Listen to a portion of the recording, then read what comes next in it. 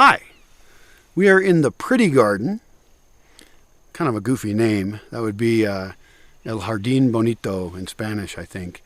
It was a temporary name, but it might stick. That's a very dangerous thing about naming stuff. Anyway, it's an exciting garden, and the reason I would like to talk about it with you is because it has examples of how you would design a garden and why.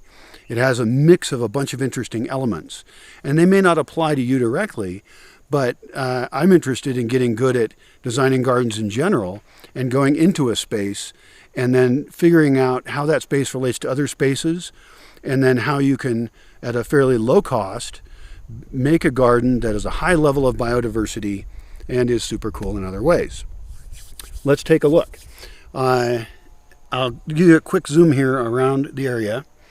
You see it has some bigger trees and a lot of other plants. And it's kind of a garden in process here. This used to be pine forest, and we cut down a ton of the pine trees. That was because we were producing so many plants in our plant reproduction area, a lot of them trees, and we had nowhere to put them. And so I was like, oh my God, that's a terrible problem. So we cleared space so that we can have other things. Coniferous forests, like pine forests, are notoriously not very biodiverse. The pine needles cover the ground and they outcompete everything else. And so by cutting some trees, we're freeing up space for other things to be. So in this case, we cut those pines down maybe 6-7 years ago, quite some time. And then a lot of it has grown over, and occasionally we've put in some trees here and there.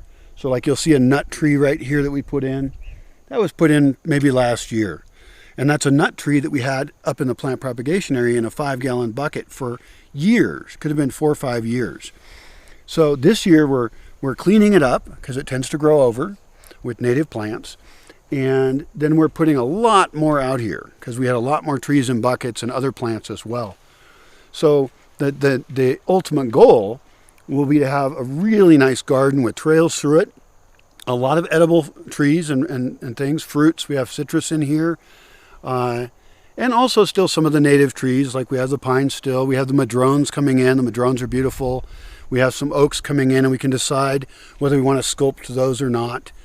The trails we've made a little bit wider than they were so that 2 people could walk side by side, and you could easily bring a wheelbarrow through. Interesting thing about the way this garden is evolved is that it didn't come from some very fancy master design. A lot of people would use some software maybe, map it all out super well, and decide what plants to put where, and that's a totally legitimate way to do it. That's okay. This one, because we have very small team and we're very distracted with a lot of other things, we've done a little bit more haphazard way.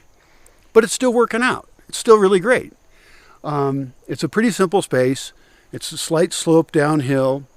A long time ago we bulldozed down there a couple flat spots, and then those are growing over. So we don't have to worry about destroying an area. I mean, when you first bulldoze it, it looks like crap, but it just grows right back over. So I don't worry anymore that the forest is so sensitive that anything I do is going to somehow ruin it. It's actually, if we don't maintain this space, the forest will just take it back over anyway. There is one element that's a little bit interesting. There's a small barranca, a small tiny ravine, barranquita I think they would say, a little gully that is a little bit wetter.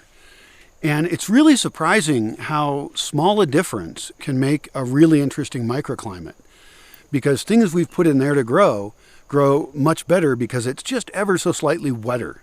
And this is a very dry climate most of the year. We're just into the rainy season now, but most of the year it's very dry. So this year we took bamboo, big timber bamboo stalks off of one I planted a long time ago, and we cut them, and then we put them buried horizontally inside that tiny gully. And those at the nodes of those, the bamboo will put roots down and will put up a new bamboo shoot. So those will become a wall of timber bamboo. Very green, very cool. So we had to get out of the rain down there. It's just a beautiful time of year with this very pleasant drizzling rain. You know, I come from Seattle area, and drizzling rain didn't sound good because it was cold. Well, here it's just the tiniest bit chilly, but it's not that uncomfortable. But anyway, that wraps up that garden down there. I'll keep doing updates. I envision it like 5, 10 years down the road and how gorgeous it's going to be to walk around down there, to sit down there with a cup of coffee or something. It's just going to be really beautiful, and the birds are going to love it. Of course, we'll need to put water features down there so the birds have water. And already we've seen an increase in bird life here, because a lot of things we're doing aren't for human consumption. They're for building up the entire ecosystem, the entire biosystem. That includes the mushrooms too. So let's head up to the propagation area and see what's going on up there.